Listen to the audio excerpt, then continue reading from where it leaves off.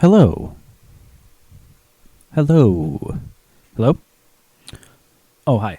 I'm some guy. This is a thing that's on you might be watching right now, and we're going to talk about the legislative session that just happened in the year of our Lord 2021. One of those years that will be remembered in history as one of the years that you were alive, maybe forgotten in history, and then people will dig up facts about it and be like, wow, that year was actually really weird. Oh, this is a program that is not going to be anything that's reflecting the views of NHTV or its affiliates or its subsidiaries or its overseas bankrollers, any kind of general contractors that may be working with any of the places that you are looking at this on, any of the major government bodies or political parties or anything. So, as I said, I'm a guy, and there is going to him. I'm going to just go through what the legislative session meant in terms of the people that represent this district, the district that you're probably watching this on, the 34th Senatorial District and the 99th, I want to say, Representative District. I'm going to pause it right here, and then I'm going to come back, and then we're going to see if that was correct. Hi, I'm back. I was wrong. 99th is incorrect. We're actually talking about the 87th district. Ironically, the 99th district was almost represented by a David Yaccarino. It was not the David Yaccarino I had in mind, so I was incorrect about that. And I apologize. I'm an infallible. I'm a very fallible, actually, human being. That's one example of that. And there's going to be more fallibility that's probably going to come through the course of this program. So anybody looking to produce a hit piece, a piece of gotcha journalism, will probably have ripe material to pull from. As I said, I'm some guy, and we are going to just go through the legislative session. And I prepared doing this, and then my spreadsheet just got shut down. So, man, but luckily you have the B-roll right here to witness me opening it back up, which will be the most entertaining point of your night. So no, the point of this is to just kind of go through what actually happened during the legislative session in terms of your representatives, how they voted, what their actual votes were. I can tell you sort of what my opinions are on the whole matter, but you're free to have your own opinions too. It's a free country. You are free to be wrong.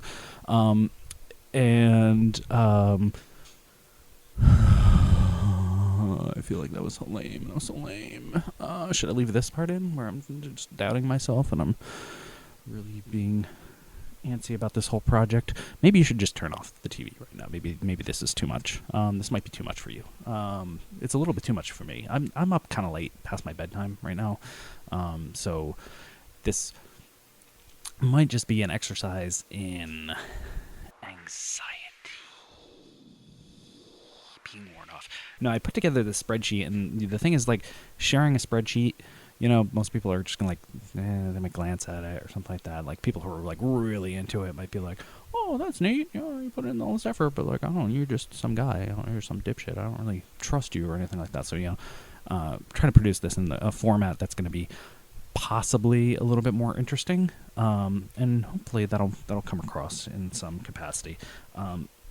It seems to be, for the most part, just a bunch of rambling at this point. You haven't heard anything about legislation, or even who we're talking about. So let's talk about who we're talking about. We're talking about Dave.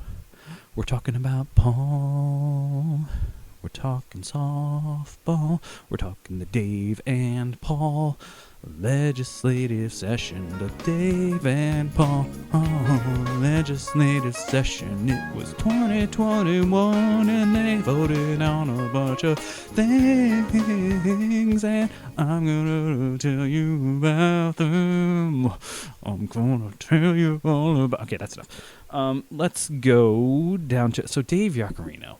He is a guy. He represents the 87th district in the state legislature House of Representatives, which we have a bicameral legislature. Do you know what that is? Do you guys know what that is? I'm seeing you all nod.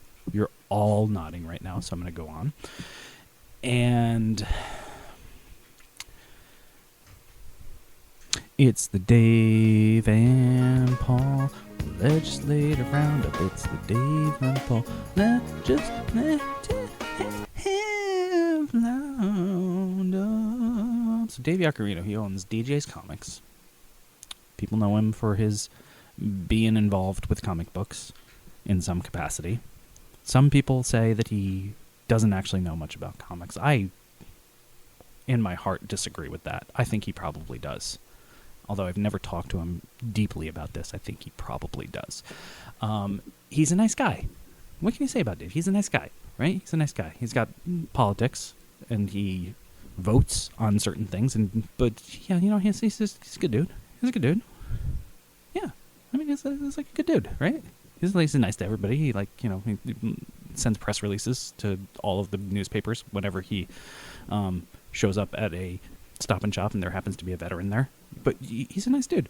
Paul Ciccarella, nobody really knows him. He's never been heard of. Nobody knows what his deal is. He's just he's some guy too. But he wound up in the state senate because the Democrats in North Haven and Wallingford, I guess, and East Haven too, are incapable of filling that seat somehow, and that is tragic from some degree. You know, I think even if you are like hardcore conservative, you have to be able to see that for like the kind of Greek tragedy that it is, that Democrats cannot put somebody in that seat. They run the rest of the bicameral legislature. So they're people, right? They're people from the community, and that is the democratic ideal living itself out in the land of steady habits. People are elected to these positions, and they fulfill a role, and sometimes we have impressions of them, and sometimes they're based on things, and sometimes they're not. So I'd like to take a look at Paul. We went a little bit over Dave. Paul, he was a corrections officer. So what that will tell you about his personality depends a lot on what your position on the police is. I'm going there. Getting controversial. Yeah, that's right. I said it. People have different opinions about what the police do. Not the same opinions. I know everybody is like, whoa, how could you go there? Like, people, the police are an uncontroversial topic. Everybody feels the same way about them, but I'm gonna dare to be different and say that people think at least two, maybe even three ways about the role of the police in society. So, burn me as a heretic. Okay, so Paul's a corrections officer. DJ's Comics is a state rep guy, and we're going to take a look at... I've had a little bit of wine. I'm going to say that up front. I've had a little bit of wine, and I even might have smoked some cannabis. Are you... I don't know. Am I even allowed to say that? It's legal, but am I allowed to say that? What? What is happening? I'm telling you that I smoked cannabis. I must be really high. I must have the reefer madness that Kevin Sabat and Len Fasano and Craig Fishbein were warning me about. Because it is inhibiting my better judgment to not tell you that I have smoked cannabis. And boy, I better not run for office one day. So anyways, we are going to cover this legislative session. I'm going to go over the way that your Congress people voted, if you are in the district that I am referring to, and if you're not, I'm not really sure what this does to you.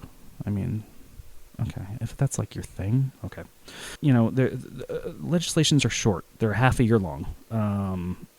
And then sometimes there's what's called a short session. And then sometimes there's what's called a 2020, where a global pandemic takes over the world and kills over 500,000 people, largely because the infrastructure of the Western Empire is built on the fragile needs of an austerely run capitalist economy held together with Elmer's glue and popsicle sticks and other such tumbly things, investment portfolios of a handful of Gold Coast millionaires who it's very important to them that we do class genocide to prove some kind of point to smug folks wagging their fingers saying single payer might have stopped all this, et cetera, et cetera. So, and in that session, there really wasn't much that happened in the 2020 weird session. But the 2021 session was actually one where there was a lot of activity that happened. And your congresspeople, you know, sometimes they're new, like Senator Paul Ciccarella, who just got there this year. And they're hungry. They want to, like, do something ambitious. Sometimes they just kind of, like, wade in the water and they're, like, looking for things to do. Ciccarella had some big shoes to fill. He was following up with Big Week Fasano, owner of the Silver Sands Club in East Haven, as well as being a lawyer. So he had a penny or two to his name. And he had a lot of weight within his party.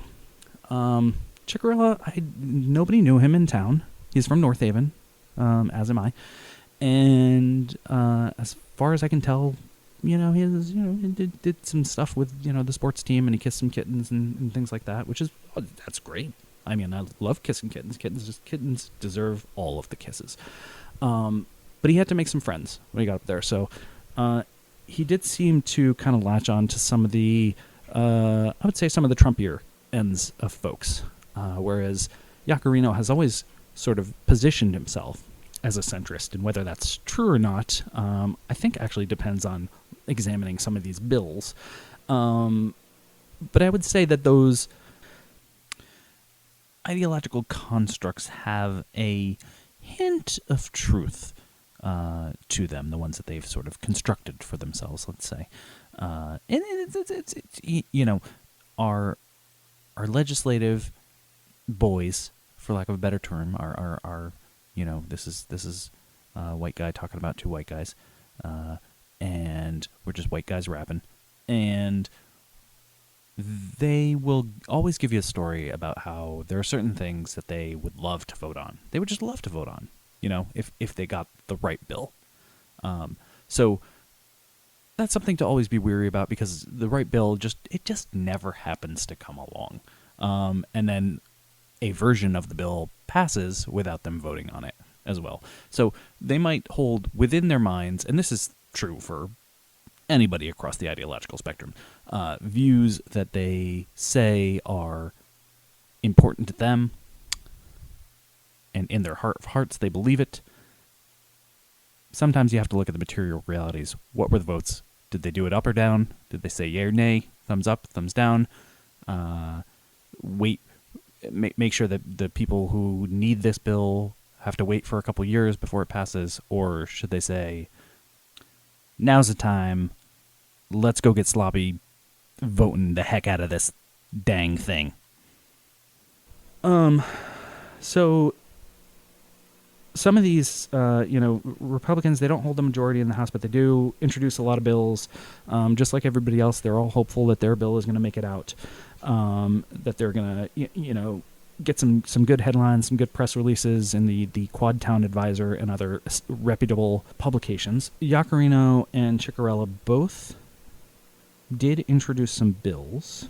It's a little hard to distinguish between what they actually introduced themselves versus what they just co-sponsored. So the idea of co-sponsorship, basically there's an idea that's floating out there, and maybe a couple of people are working on it, or maybe like there's somebody who's like really kind of gunning for it, and then just like a whole bunch of people jump on and they're just like, yeah, that was totally my idea too.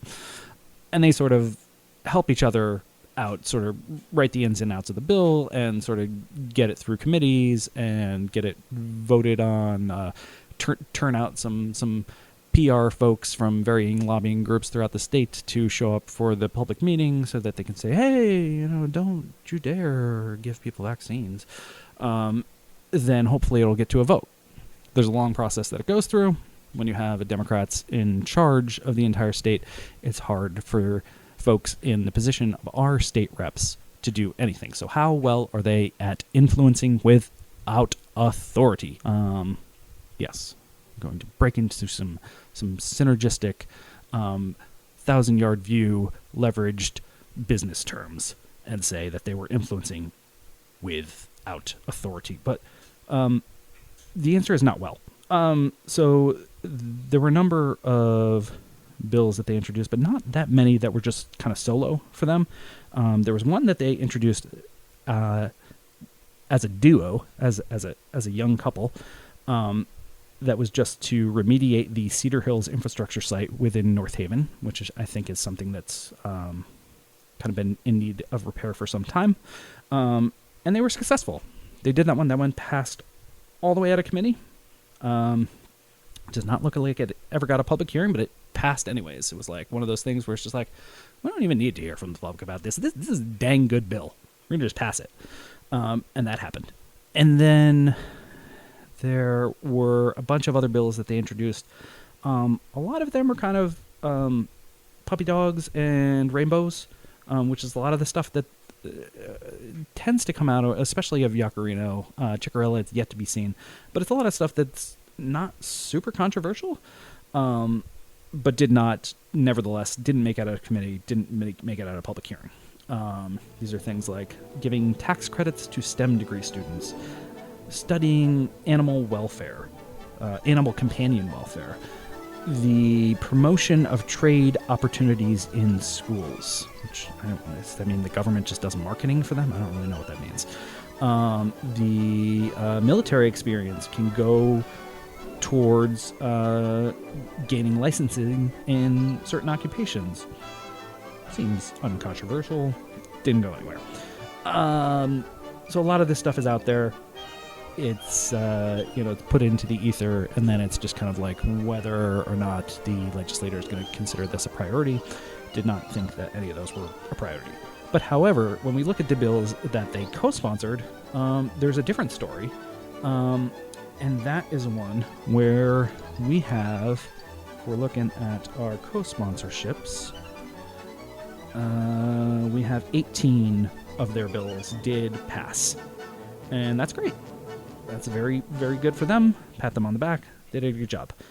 Of those, I can only identify 2 bills. One that was a cancer relief bill for firefighters, actually a study, because Connecticut loves a study. They love to study. We have lots of universities here.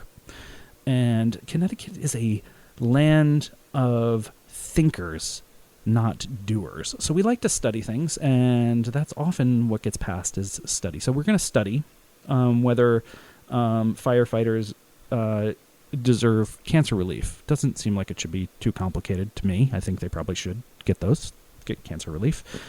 But that one and another one which would delay changes to the police accountability bill that was passed last year, probably one of the only controversial bills that was passed in 2020.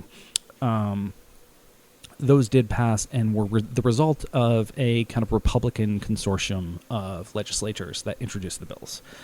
And then beyond that, the other 16 bills that Chickarella and Yacarino, or in some cases both of them, co-sponsored that I could identify, were all kind of a bipartisan caucus that had introduced this. So this is something that Representative Yacarino likes to tout a lot, is that he says that we actually do work together a lot, the Democrats and the Republicans. And he likes to point to the fact that he has a Democratic campaign manager, has a lot of Democrats that work on his campaign and stuff like that, and puts them all front and center on his literature. And but he is correct in that when he co-sponsors a bill that does get passed, it's usually because there are Democrats involved in the bill.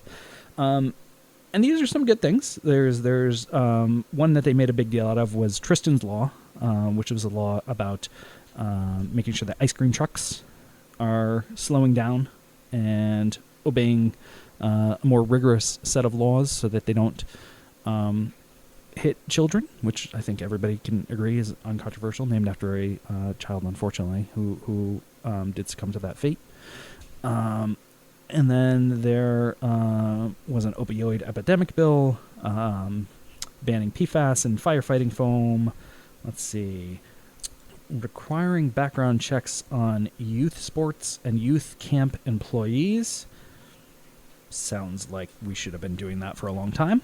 What else do we got here? We got SB 914, which provides veterans benefits to Hmong Laotian guerrilla units. What? Okay, I'm going to have to look up that one and make sure it's not problematic before I applaud or do not applaud it. But in total, Senator Ciccarella co-sponsored 11 bills, and Yacarino co-sponsored 22, so he's the veteran. He's been around the block. He knows which bills are going to be like. These are the hot bills. They're coming out hot. They got a good chance. I'm going to put my name all over them. We're gonna look good, being bipartisan and being a good sport about Laotian guerrillas, and the fact that even though my party is not in power, I can still influence without authority. So, yeah, not a whole lot of, things that are controversial. There's a few things that, because the legislative session is short and because there's so many things that are on the agenda, too, there are things that only make it out of the Senate or only make it out of the House. They don't make it to the final floor either. There are ones that make it to a public hearing, and anybody who's worked on a bill knows that even getting it to that stage is a decent achievement. It takes a lot to get a bill to that stage, and usually there's a long-term process of reintroducing the bill and hopefully making sure that it'll get somewhere the next year. And then even getting a bill out of committee, still quite an achievement. So, yeah, I would say that this is a decent outing. Actually, all of the bills that they co-sponsored made it out of committee. So that's decent. Not true for the bills that they introduced on their own. But the bills that they co-sponsored, they were picking some winners. All of them got a public hearing as well, which is pretty good, solid track record for a bunch of guys from North Haven who are representing me and maybe you, probably you, at the state level. All right, so let's take a look at some of the more controversial votes, those being the ones that the Democrats introduced. The evil Democrats who want to microdose Bill Gates' brain control serum into your Starbucks and give every single trans woman, regardless of age, the older the better, really, a 2-minute head start in every high school sporting event, while the cheerleaders make everyone in the stands apologize for being white before doing a dance routine to Lil Nas X's Montero. But the flames are actually Dr. Seuss books being burned in the background, and the devil in the video is, let's say, Kimberly Crenshaw, maybe, Howard Zinn, Karl Marx, something, I don't know. Whichever one of those is funnier, just use that one. So that is the Democrats. The Democrats.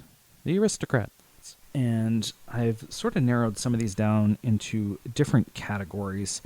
And I don't really have a plan on how I'm going to... You might have noticed that I don't really have a plan for what I'm about to say during this entire segment, which is my... This is coming out like amateur hour at the Amateur Hour studio, featuring all amateurs. I'm gonna take a sip of water. Can you play Amateur Hour by Sparks?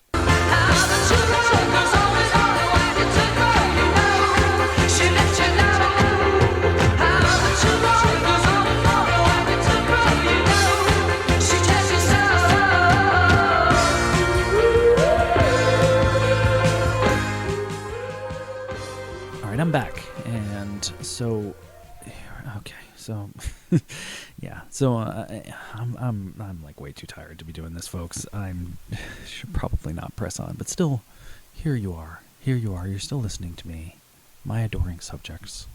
Maybe I'll just slow the pace a little bit. Slow the pace. Get a little bit more drowsy. A little bit more kind of shaggy. A little less shaggy, maybe, actually. A little bit more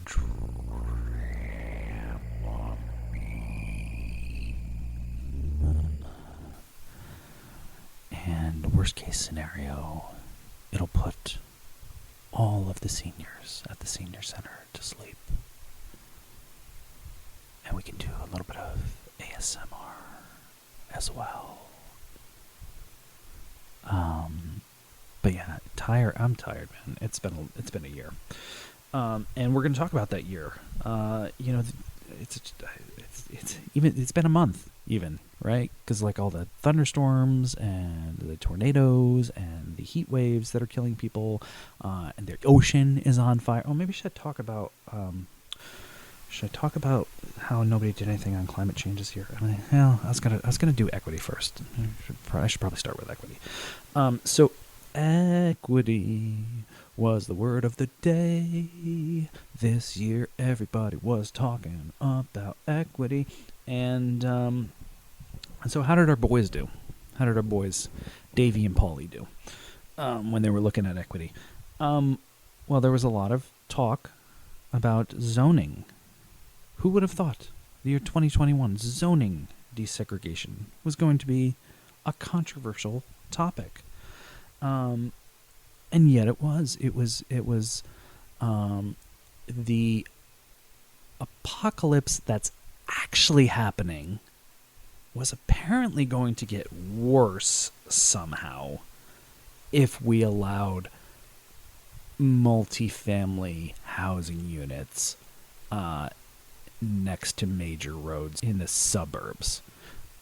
Yeah, it's a little dicey on following those lines. And there was going to be a lack of autonomy. A lack of autonomy in the suburbs. Oh my gosh. Well, if that doesn't just beat all, people in the suburbs weren't going to make every single decision for everybody else. It would have broke my heart to see that pass, but it did. Nevertheless, and Ciccarella and Iaccarino both voted against it. So that was a loss for humanity. And none of our lives will ever be the same. Oh, except Dave and Paul. They warned us.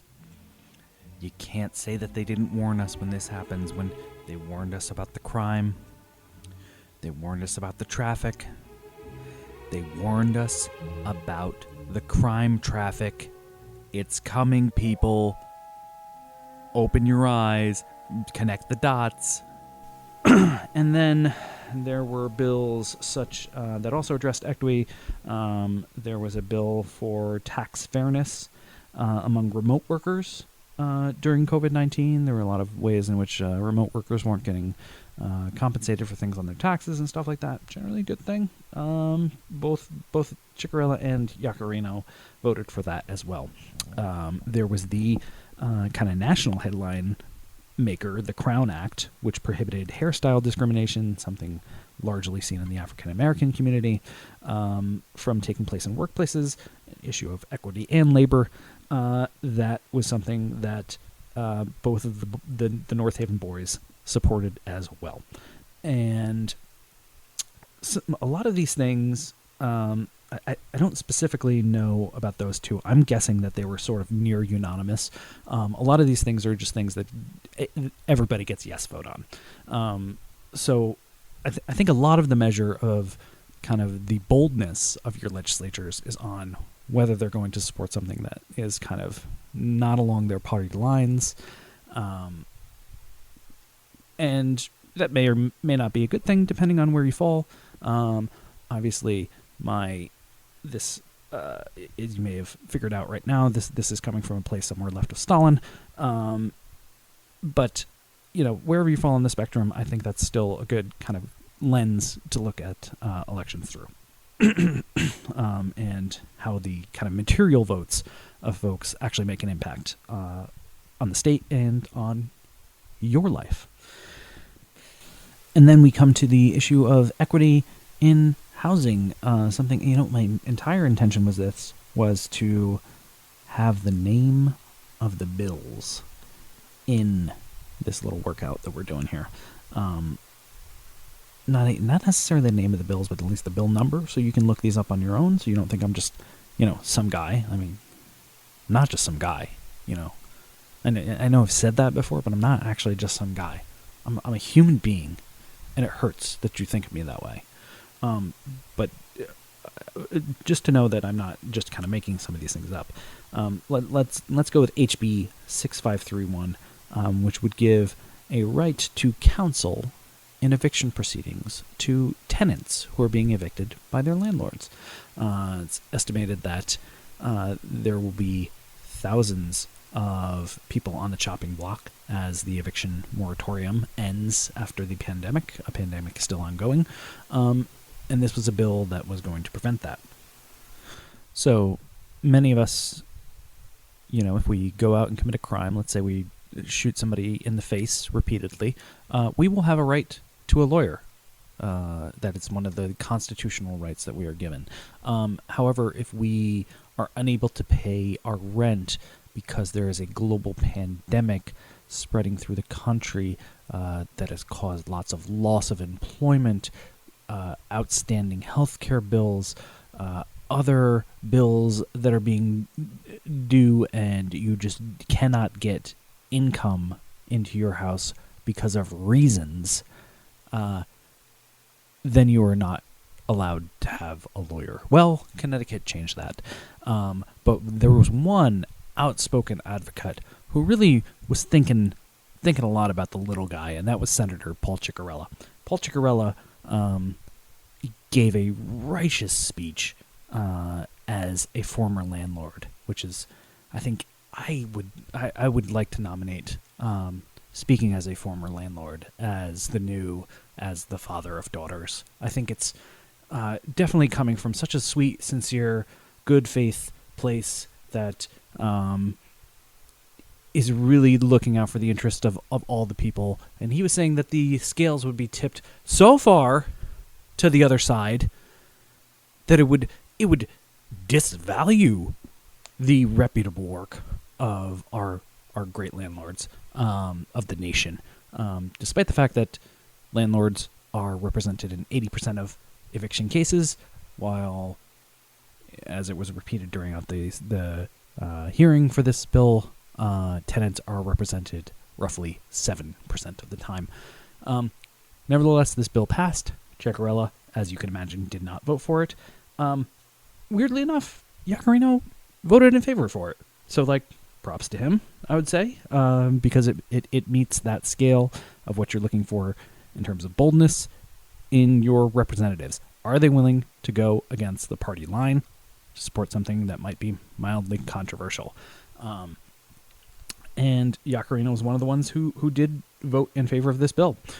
He has been outspoken a number of times on homelessness and has been a strong advocate for homeless rights, particularly rights of homeless vets, as he is a former Navy vet himself, and put his money where his mouth was and passed the boldness scale in terms of the letting the scales of justice tip towards the power of big tenant against the tiny little landlords are just being trampled on by the big guys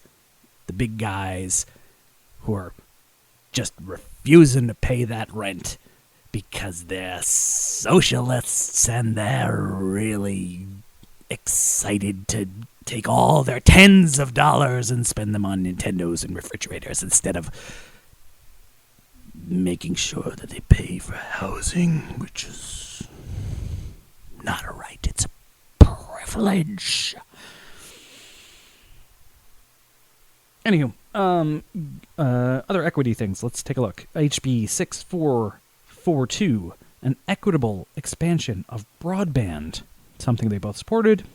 Was largely unanimous votes on both sides of the House, so it doesn't pass the boldness scale. Still an okay thing, but also a bill that didn't really set any price controls on broadband. So what it means by equity is largely anybody's guess. And then here's one that was surprising to me. HB 6690. Nice. Baby bonds. Something that has been floated for a while by the federal representative from the state of New Jersey, Cory Booker, as a possible salve to poverty, start people out with these kind of bonds that are pretty secure bets that can go into the market, and the market can trade on them, and the banks get a lot of money, and traders get a lot of money, and poor people will get a little bit of money. And it's supposed to solve poverty while making sure that the income gap and the wage gap stay roughly in place. But still, it's an anti-poverty measure, so it's not bad, and was actually not controversial, surprisingly enough. Majority of Republicans supported it, as did the North Haven boys, Ciccarella and Yaccarino, who both voted in favor of that equitable bill. So cool. And let's see. What was the last one I have on my list here for equity? SB 1073. This one did not pass to the House. As far as I can tell, it did not go anywhere. This was just kind of a study of equity within government programs. Seems relatively uncontroversial. If you're a decent person, you want to look at the government, make sure it's being run in a way that doesn't discriminate against people. And our guy, Ciccarella, agreed. He voted for it. But interestingly enough, this was actually the bill where Big Boy Rob Sampson, who is one of the more controversial figures in the Connecticut state legislature, had introduced an amendment to that bill saying that we should ban the teaching of divisive concepts in public schools. And wouldn't you know, who voted in favor of forwarding that amendment? But Mr. Paul Ciccarella himself. So yes, we have the culture war that is coming down the pike about critical race theory. It will be the thing that we fight to the death over, and brother against brother, sister against sister. Are our laws embedded with the notions of white supremacy on a nation that was founded on settler colonial genocide of the Native Americans and a slavery-based economy that buttressed the interests of the aristocratical elite white men, and that generational wealth has been kept from minorities through the passing of statutes and laws on down to the present day? Or is that all just a fantasy that was dreamed up in college la la land, and we're actually white saints who do our best by passing equity bills that will study the effects of equity in our government institutions? We're going to study them. We're not going to do anything about them. We're going to study them, though. And we will have been righteous in our white saviordom by making sure that we took a good, hard look before we kept doing it. We took a good, hard look at what we were doing, and then we did it again and again and again. So equity, yes, equity changed. We are more equitable as a state in a couple different ways, a handful of ways, a tad bit of ways. But oh wait, there's more equity that's on the docket here too. We can go with a couple things here that are vaguely more related to civil rights than equity. You might say that's a distinction without a difference, to which I would say you are a pedant and you do not understand anything. And let's go with HB 6321, which is a bill that said non-biological parents, which would mean folks who are LGBTQ plus. I'm going to be as inclusive. I'm some guy, he, him. Will get access to their children. And that's important, I think, right? If you are, the ones who are parents to a child, but might not have a biological relationship to them. That's important, I think, even if you are not LGBTQIA+. That's important. And Ciccarella and Iaccarino agree. So, good for them. And then there is, of course, the SB 1022, a controversial budget implementer bill. This is one that would personally affect the town of North Haven because it removes a bunch of money from the town if we do not get rid of our Native American mascot. Currently, the one that is used for the public schools as of this recording, not necessarily the one that is used for the town teams. Although one could guess that that might be where the future is headed. If you are a person in charge of naming your town team, I don't think there's any rule that says that you have to be a Native American name when you're a group of little white kids running around. So this was important, right? So why was Paul Ciccarella on vacation? Who knows? He wasn't there. He didn't vote on it. Iaccarino voted against it. It's taking forever. It's like, what are we, 45 minutes in here right now? Oh, man, I apologize. I'm going to have to maybe go back and cut out half of this. So if you're listening to this now, just think, I may or may not have done this, but just think, this could have been twice as longer, and you're actually hearing the good parts. So I congratulate you on this endurance test that you are all passing right now. We're going to get to criminal justice next, because I'm just going to go alphabetically now. I'm just going to go alphabetically from my categories. And criminal justice was a big thing this year. It was on everybody's mind. George Floyd happened last year, happened after the legislative session ended. George Floyd didn't happen. I guess America happened to George Floyd. It's probably a better way to put that. But a lot of people got rightly upset about the fact that somebody stepped on his neck for 8.5 minutes, and there was basically nothing anybody could do about it for another year or so, when he was the one guilty cop out of all of the guilty cops that have ever been guilty. And then, so we have criminal justice bills. We have SB 1019, which is the clean slate bill, which would have provided some additional criminal justice provisions and stuff like that, but probably the main one was clean slate. Once you get out of jail, you've served your time. We want to make sure that you can have jobs, you're not discriminated against. We're saying, got a clean slate. They did amend that somewhat so that there were some of the more, quote-unquote heinous crimes were not included in that bill. Still, our boys, Ciccarella and Iaccarino, said, too much, no, you're a criminal for life. I want people in suburbs to be scared of you forever. Don't move to our town and live in our multifamily housing. You're going to ruin life forever for everybody. And they said, no. And then there was prison gerrymandering, SB 753, a bill that I would imagine really only affects Cheshire, but could affect other places as well. Weirdly, Ciccarella voted yes for this one. Iaccarino voted no. And I think you'll see, as in terms of criminal justice, it's usually flipped the other way. It seems like Iaccarino's got a little bit more leeway. Ciccarella, coming from his background as a corrections officer, usually goes with the way that you would think a corrections officer might go. SB 972, providing free telephone calls for prisoners. You're in prison. You're not making a whole lot of money. If anything, you're doing labor for the state at a discount rate.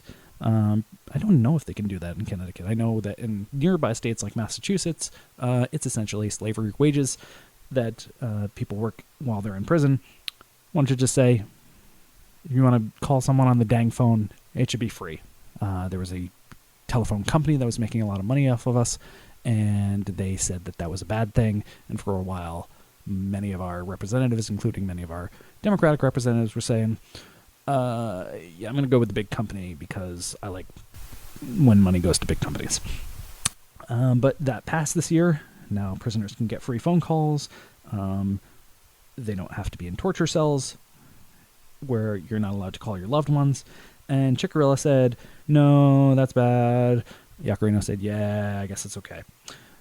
SB 1091, Jennifer's Law, passed in honor of Jennifer Doulos, who was unfortunately murdered last year, was a domestic violence bill that passed through both chambers of the House.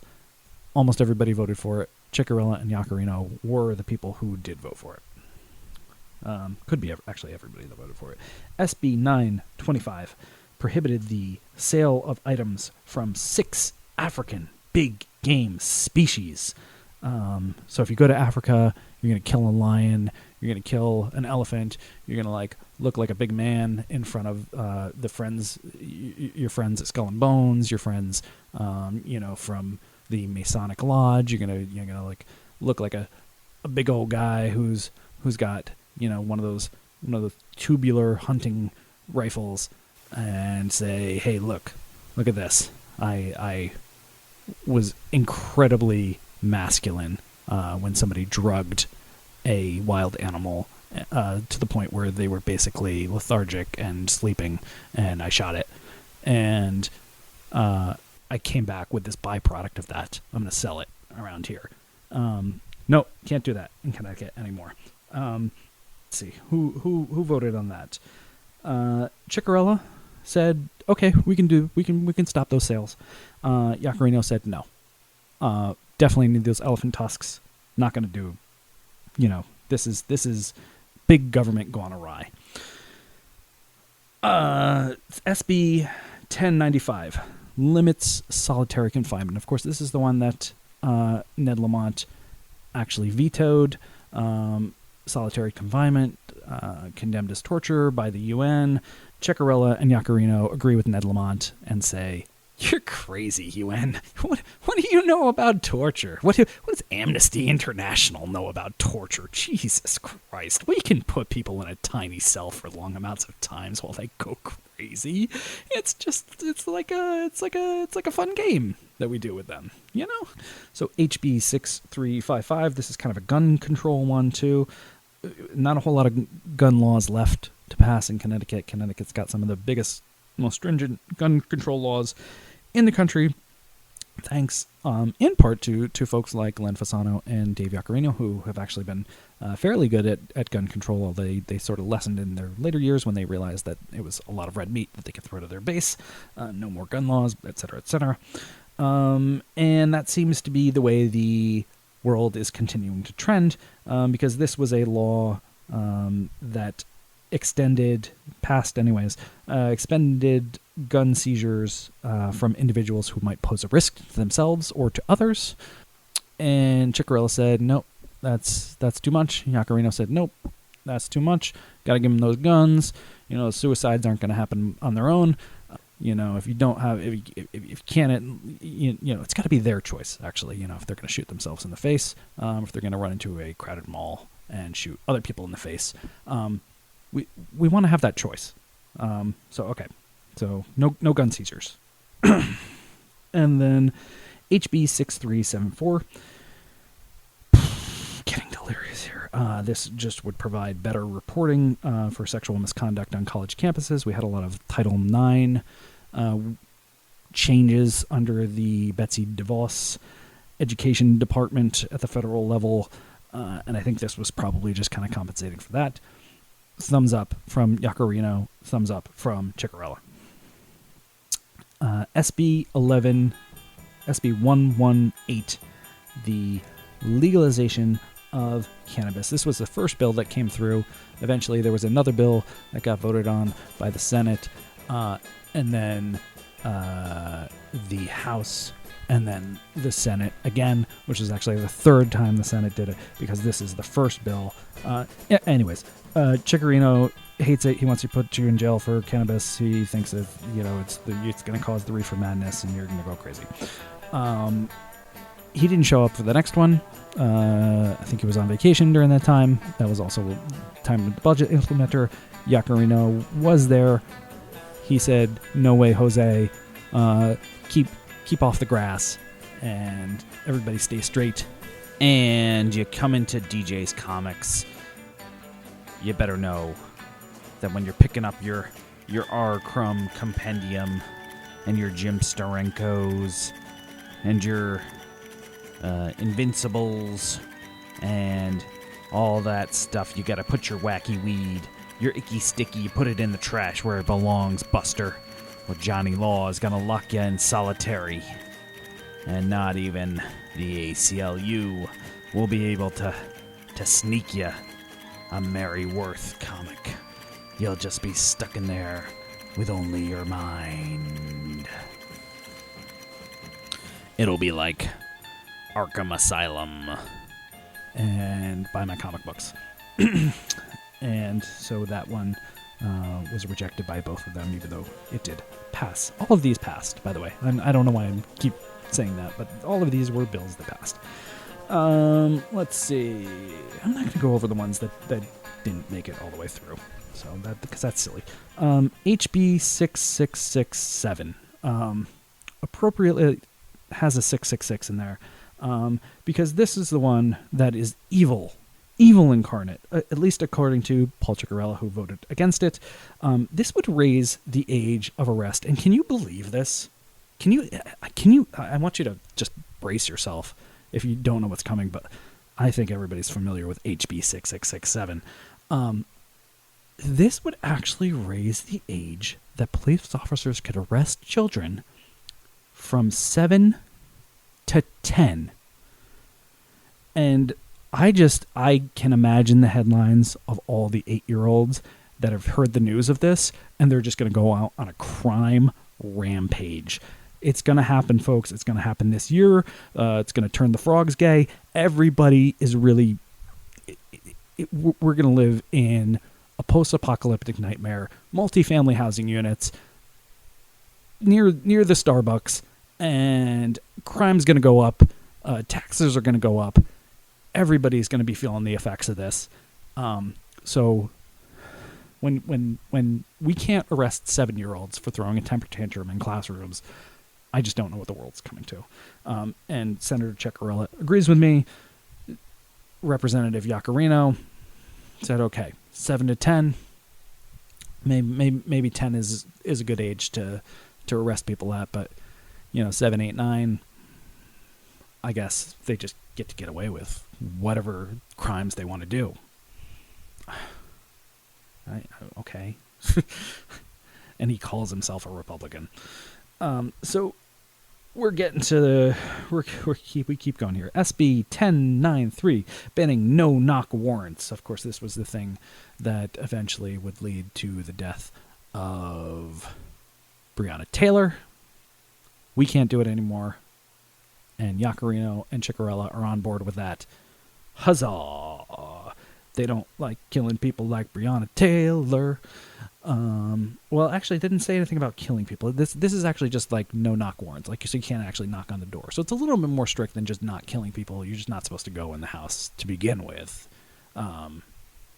unless you knock on the door first. If you knock on the door, you shoot as many bullets in there as possible. Just as long as you get them a heads up. You get them a heads up, you shoot some bullets in there, everybody's okay.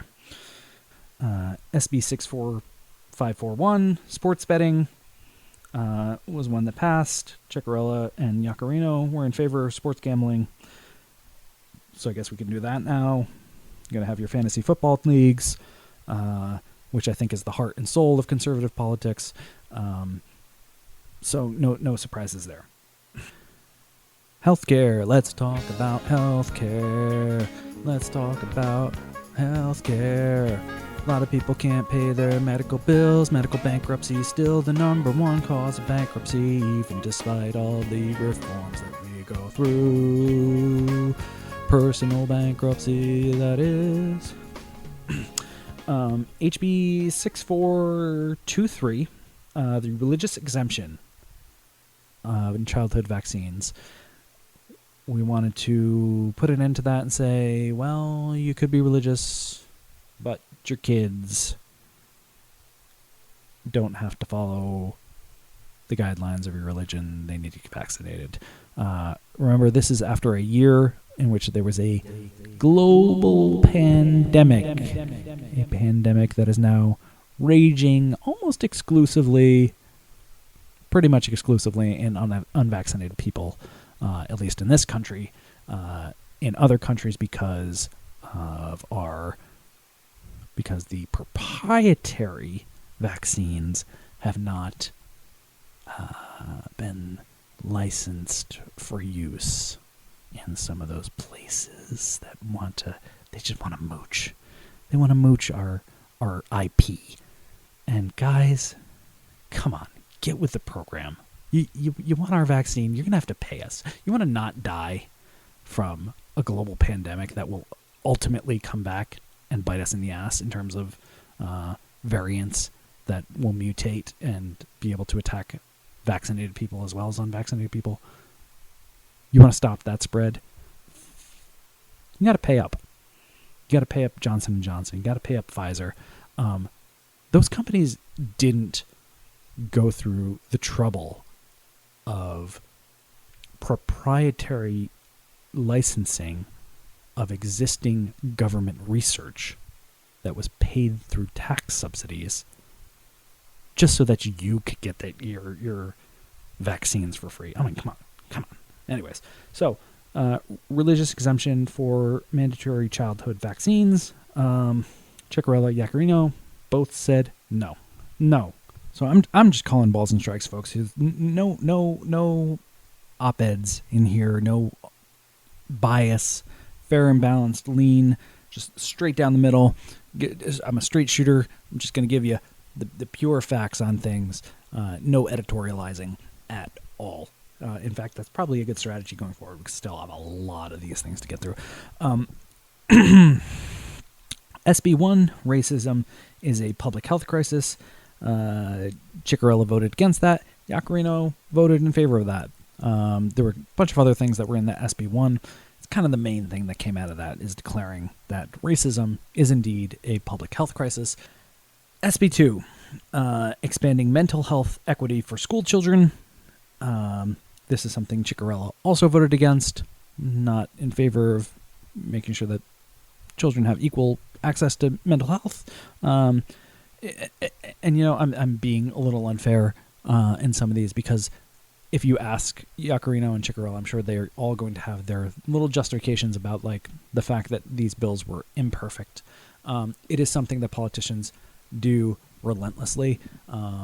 They will sacrifice the good in favor of the perfect, or at least that's they're going to tell you because their party was going to vote against something to begin with. So they might say that they agree with something in principle. There's probably a lot of these things that they're like, oh, well, that seemed like good, but it was the process for it was a little wonky. They didn't let us negotiate on the bill, or no, I liked parts of the bill, but there were some of it that were just like too troubling that I couldn't vote on the whole thing. So that's something to just watch out with every politician, and I'm picking on some Republicans here just because they represent my district and because the Republican Party as a whole is something that I do not fundamentally agree with, that should exist in any state or form. I think that Joe Biden should be as far right as the country is allowed to get. Nevertheless, we should continue.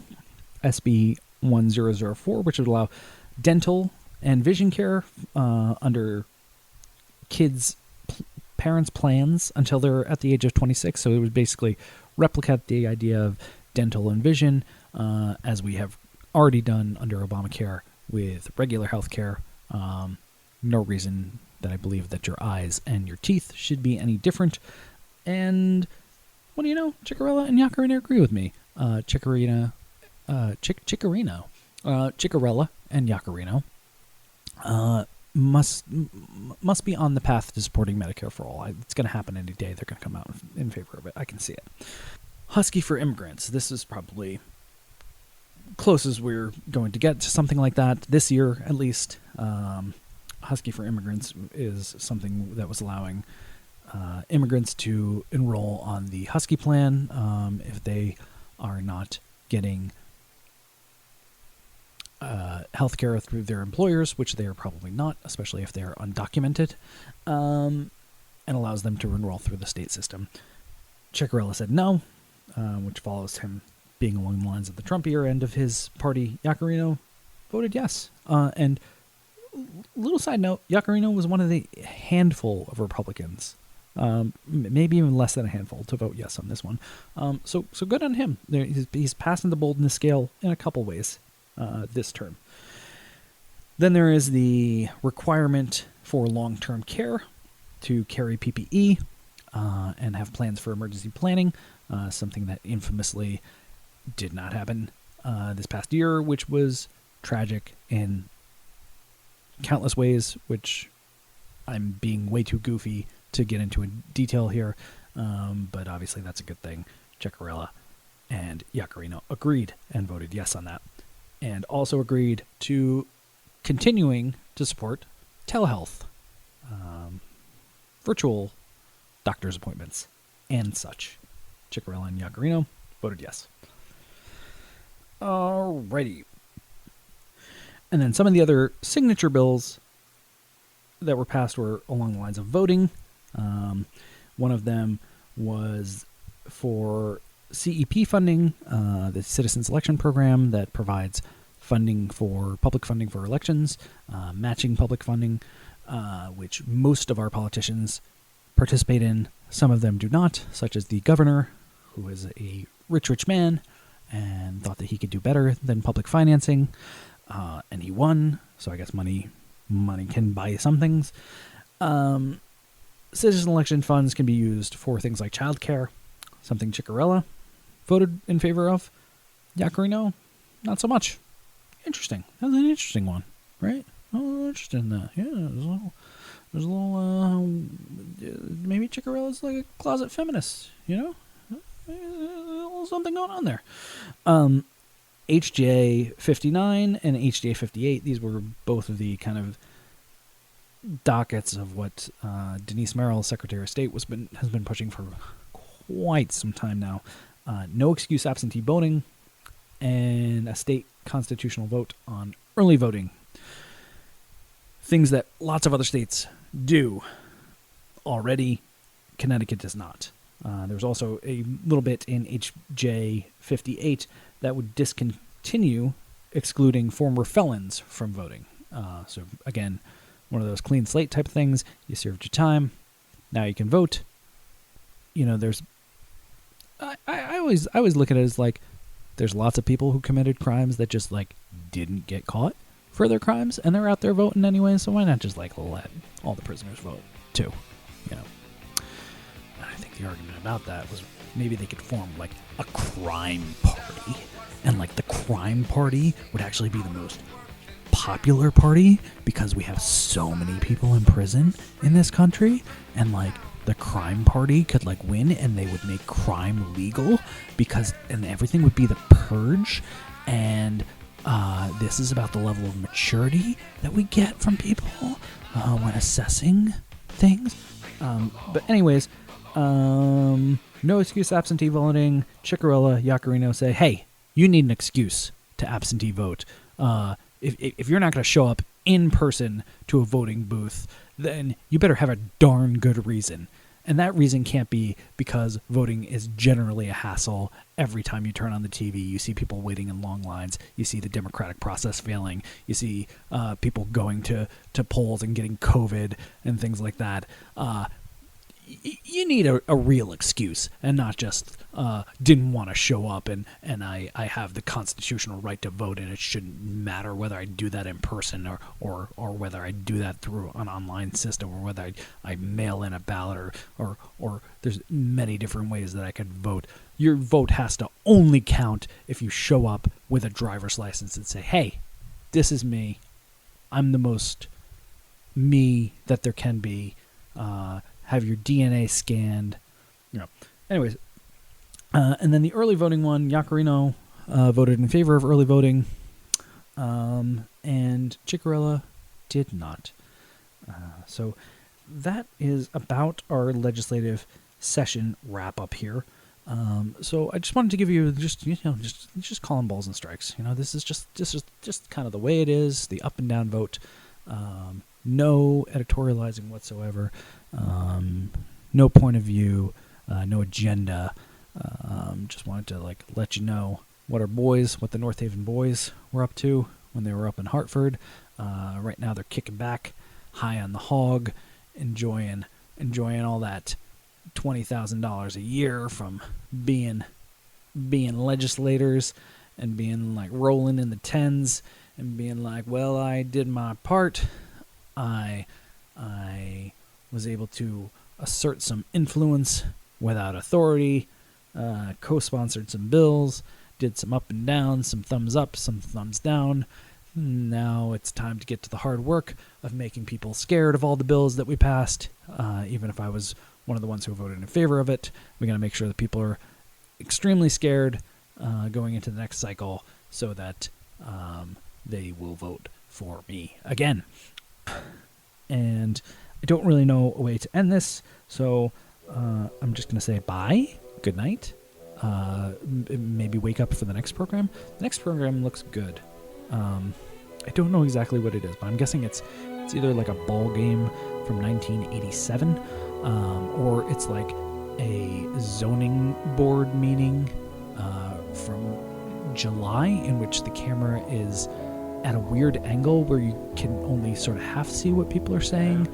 Some people are talking way too quiet, and then some people are talking so loud that it the terrible reverberation of the room is making it inaudible.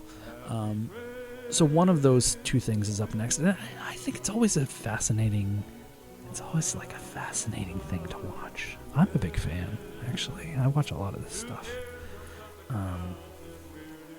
Boy, I talked a lot. I don't usually talk this much. This has been a lot of talking on my part. And now that I've started the process, I'm a little scared to let go. I feel a deep connection now to all of you, to every single one of you 4 people that's watching this. So thank you for your time. And let's grow together as a town, as a community, and make sure that the 8-year-old children on the crime sprees in their multifamily housing units do not ever divide us.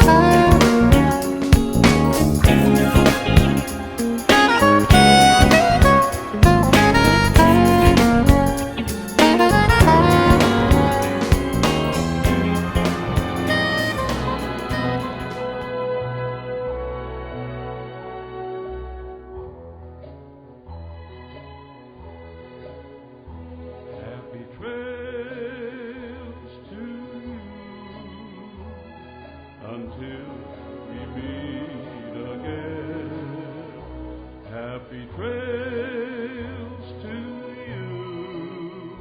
Keep smiling until then. Who cares about the clouds if we're together? Just sing a song and bring the sunny weather. Happy trails.